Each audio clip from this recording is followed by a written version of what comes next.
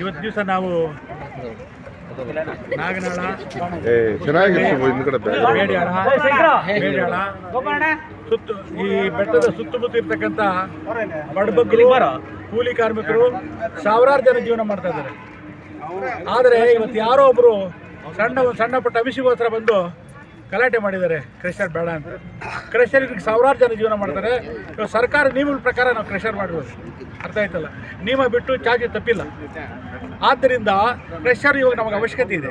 ಇನ್ನು ಅನೇಕ ಬಡವರು ಬಗ್ಗರು ಕೆಲಸ ಮಾಡ್ತಾರೆ, ಅರ್ಥ ಆಯ್ತಾ. ಕಲ್ಲು ಬಂಡೆ ಮತ್ತು ಲಾರಿಗಳು ಟ್ರಾಕ್ಟರ್ಗಳು ತಗೊಂಡು ಸಾವಿರಾರು ಕೋಟ್ಯಾಂತರ ರೂಪಾಯಿ ದುಡ್ಡು ಖರ್ಚು ಮಾಡ್ಕೊಂಡು ಇದಿಟ್ಟಿದ್ದಾರೆ, ಅನೇಕ ಕಾರ್ಯಕ್ರಮಗಳು ಮಾಡ್ತಾ ಇದ್ದಾರೆ.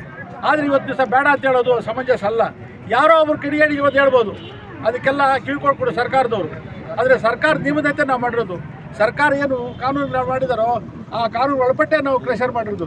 ಆ ಕಾನೂನು ಬಿಟ್ಟು ಯಾವತ್ತೂ ಮಾಡಿಲ್ಲ. ಆದ್ದರಿಂದ ಎಲ್ರಿಗೂ ಸಹಾಯ ಆಗುತ್ತೆ.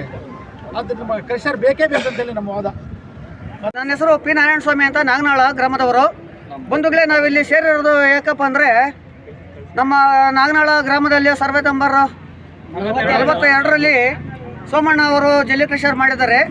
ಸರ್ಕಾರ ಜಿಲ್ಲೆಯಾದ್ಯಂತ ದೇಶಾದ್ಯಂತ ಕ್ರೆಷರ್ಗಳನ್ನ ಅನುಮತಿ ಯಾಕೆ ಕೊಟ್ಟಿದ್ದಾರೆ ಅಂದರೆ, ನಮ್ಮ ಮನೆ ಮಠಗಳಿಗೆ ಸಾಮಗ್ರಿಗಳನ್ನು ಜಲ್ಲಿ, ಎಂಸೆಂಡು, ಜಲ್ಲಿ ಪುಡಿ ಅಂತ ಒದಗಿಸ್ಬೇಕು ಮನೆಗಳಿಗೆ. ಮೊದಲು ಒಂದು 50 ವರ್ಷಗಳ ಹಿಂದೆ ಮರಳು ಸಿಗ್ತಾ ಇತ್ತು. ಅವಾಗ ಯಾರೋ ಕಾಂಕ್ರೀಟು, ಸಿಮೆಂಟು ಅವೆಲ್ಲ ಉಪಯೋಗಿಸ್ತಾರಲ್ಲ, ಮಣ್ಣಿಂದ ಕಟ್ತಾಯಿದ್ರು. ಈಗಿನ ಕಾಲಕ್ಕೆ ಅನುಗುಣವಾಗಿ ಜಲ್ಲಿ, ಎಂಸೆಂಡ್ ಇದ್ರೇ ಮನೆ ಕಟ್ಟೋಕ್ಕಾಗೋದು. ಇದರಿಂದ ಕ್ರೆಷರ್ ಇದ್ರೆ ತಾನೇ ನಾವು ಮನೆಗೆ ಕಟ್ಟಬೇಕಾದ್ರೆ. ಸರ್ಕಾರ ಯಾಕೆ ಅನುಮತಿ ಕೊಟ್ಟಿರೋದು? ನಿಯಮಾನುಸಾರವಾಗಿ ಕ್ರೆಷರ್ಗಳನ್ನ ಮಾಡಿ ಅಂತೇಳಿ ಸರ್ಕಾರ ಅನುಮತಿ ಕೊಟ್ಟಿದೆ. ಅದು ನಿಯಮಾನುಸಾರವಾಗಿ ಅವ್ರು ಮಾಡ್ತಾ ಇದ್ದಾರೆ. ನಿಯಮ ಮೀರಿ ಯಾರು ಅದನ್ನು ಇದು ಮಾಡೋಕ್ಕೆ ಹೋಗೋದಿಲ್ಲ. ನಮ್ಮ ಸಾರ್ವಜನಿಕರಿಗೆ ಮನೆ ಕಟ್ಟಬೇಕಾದ್ರೆ ಜಲ್ಲಿ, ಎಂಸೆಂಡ್ ಬೇಕೇ ಬೇಕು. ಕ್ರೆಷರ್ಗಳನ್ನ ನಿಲ್ಲಿಸ್ಬಿಟ್ರೆ ನಾವು ಮನೆಗೆ ಕಟ್ಟೋದು ಹೇಗೆ? ಎಲ್ಲಿ ಹೋಗ್ಬೇಕು, ಎಲ್ಲಿ ತರಬೇಕು ನಾವು ಎಂಸೆಂಡು ಮತ್ತು ಜಲ್ಲಿ? ಹೆಂಗೆ ಮನೆಗೆ ನಾವು ಅದನ್ನೇ ನಮಗೆ ಮನೆಗೆ ಕಟ್ಟಬೇಕಾದ್ರೆ ಏನು ಮಾಡಬೇಕು?